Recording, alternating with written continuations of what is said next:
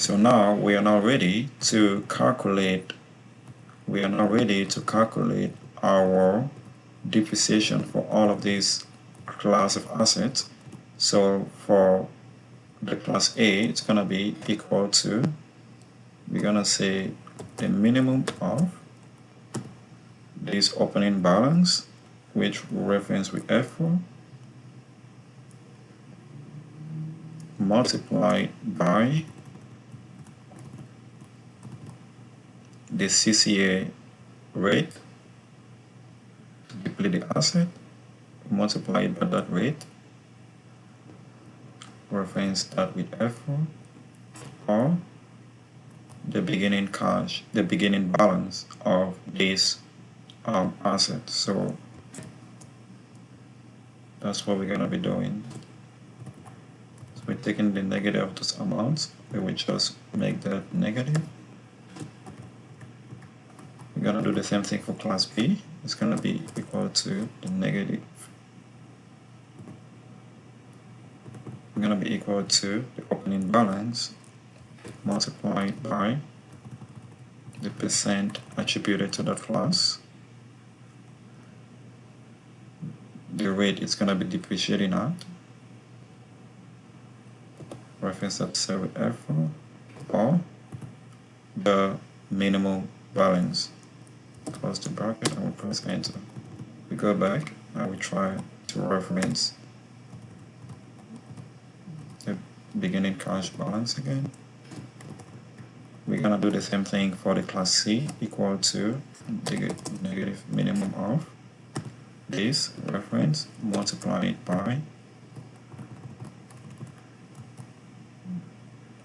the percent it's supposed to depreciate at under that class, reference that cell, or the beginning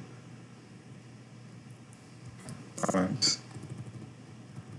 We do the same thing for class D. It's going to be equal to the opening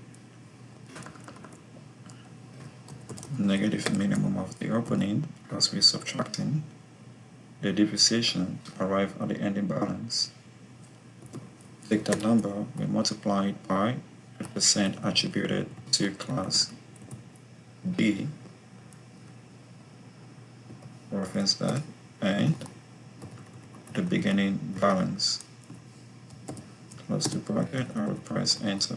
We do the same thing for class E, equal to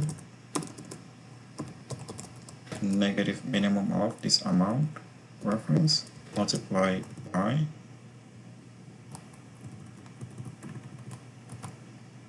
the percent attributed to class E, or the beginning balance to be depreciated. So we go back and you can sum that is equal to, it's a corkscrew calculation. The current period is equal to the prior period's closing. You can take this, copy this, Alt ESF, formulas, do the same thing for this.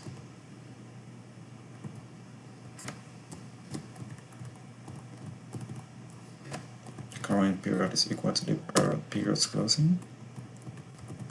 Copy, Alt ESF, formulas, do the same thing for this. Current period is equal to the prior closing. Sum this as formulas. Do the same thing for the class D.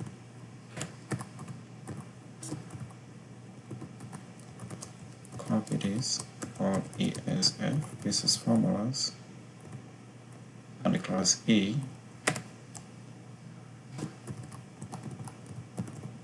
current period is equal to the prior period's closing. Sum this, or ESF, this is formulas. Then we can now take this,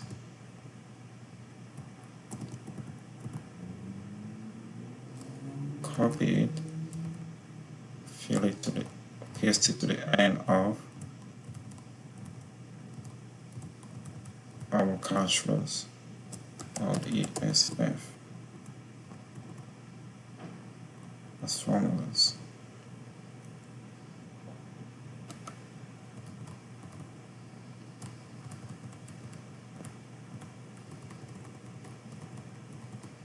So as you can see, they are depreciating over time, and at the end of the period, the assets have been completely depreciated, just as we want it to be. So as you can see, that's exactly what we expect, because we are depleting these assets over time by these different rates that are attributed to this class of assets. So next, we want to calculate the total depreciation. So in this case, it's going to be equal to, we add all of the depreciation. We take the class A plus the class B plus the class C plus the class D plus the class E. We add all of those together, we copy,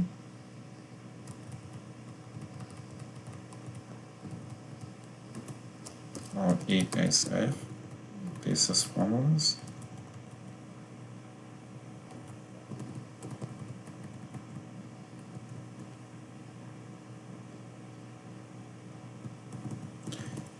So up to this point, in the next video, we're gonna be demonstrating how to calculate the taxable income and the taxes payable after taking into account the use of these tax losses as a result of this project.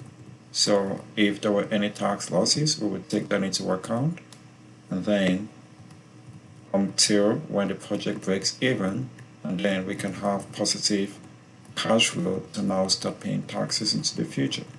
So that's exactly what we're going to be doing in the next video, and hopefully I'll see you there.